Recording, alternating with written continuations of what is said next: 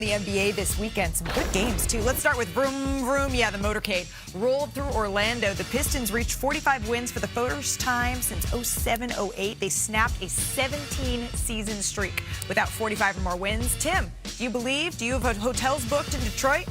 I do have hotels booked in Detroit. They are, cancelable. But listen, man, when a team goes 4 of 30 from three-point range and wins by double figures, Woo.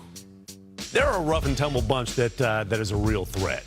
Well, don't cancel those yet because they're looking pretty good. Cleveland, this is for you. James Harden, he scored 22 points in his return to the lineup. He had that broken thumb, and the Cavaliers, they snapped a 2-game skid with a win over the Nets. Mr. Winhurst, what's the ceiling for Cavs Corner? Well, James Harden had 12 free throws in this game, which is something that, he hasn't been getting a lot of free throws, but to me it showed that he's not afraid of contact on that hand. So that was a good sign, and he led a pretty strong second half for them. Also, shout out to Danny Wolf, the rookie for the Nets, had 23 points and 9 rebounds. His best game this season. I don't know that you answered the question, but I do appreciate the shout out. Off to Atlanta, not for Magic City night, but for Jonathan Kuminga. Had another 20-point game. The Hawks overpowered Portland on the way to their 4th straight win. I'll go back to you, Brian. How would you describe the impact Kuminga is having in Atlanta? Well, especially because Jalen Johnson is back, and he and Jalen Johnson both played extraordinarily well in this game.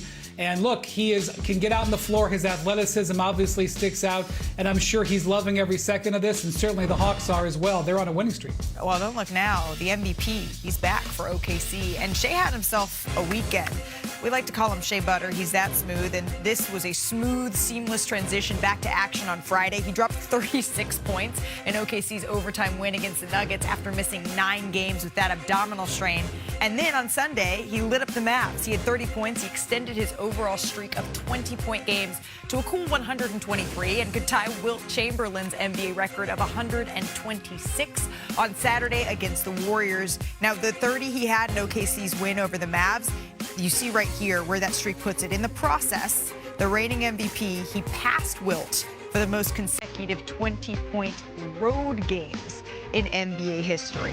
So as OKC's fighting to stay at the top of the Western Conference, the Wolves are clawing their way back in. They were 0-3 against the Nuggets this season, but I sense a change in the weather at altitude. Picking this up in the second quarter here. Edwards gets the pass, buries the 3. The Timberwolves up 45-38. And then under 5 seconds left, the Timberwolves lead. Edwards lays it in, beats the clock, going up by 8 at the half. In the third quarter, let's get some Jokic action.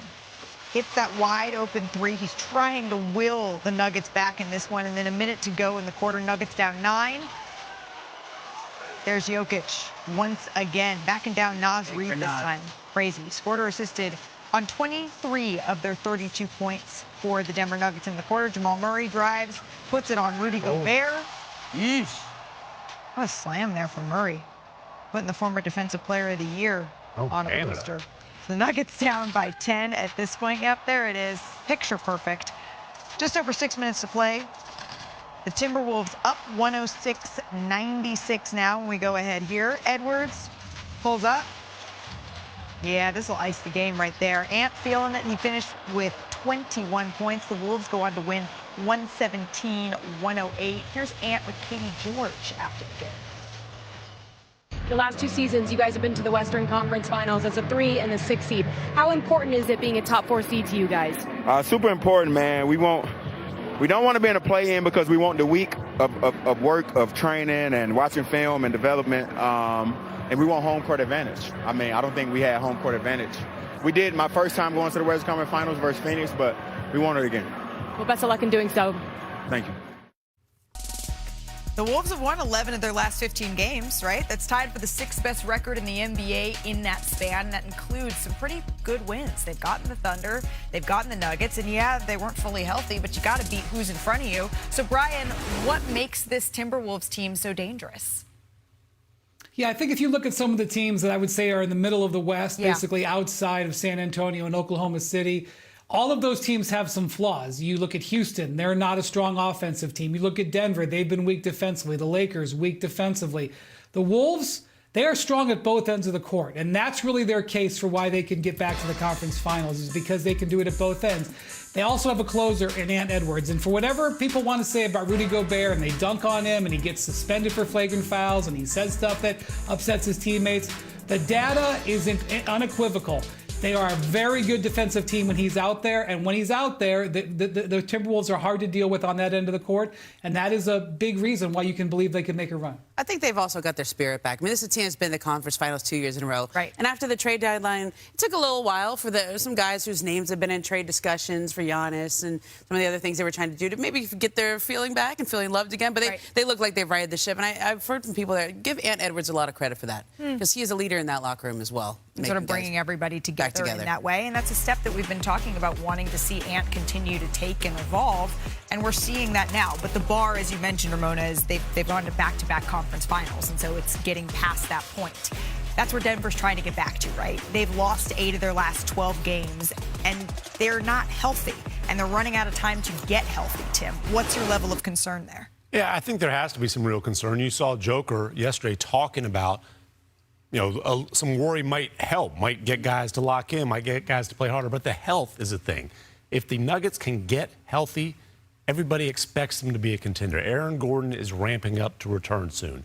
Same with Peyton Watson. They are going to be especially careful with Gordon, though, because these soft tissue injuries have been a recurring issue over the last 2 seasons, especially the hamstring. We saw it in the playoffs, saw it twice. Those guys can solve a lot of problems.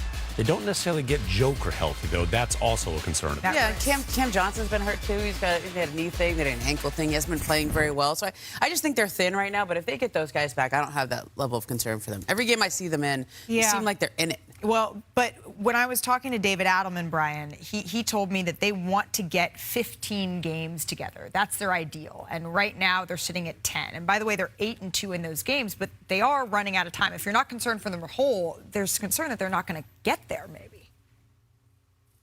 Yeah, and now they've got Cam Johnson potentially missing some time with the ankle, as Ramona said. And he made an admission yesterday, David Adelman, that sort of illustrates where this team is.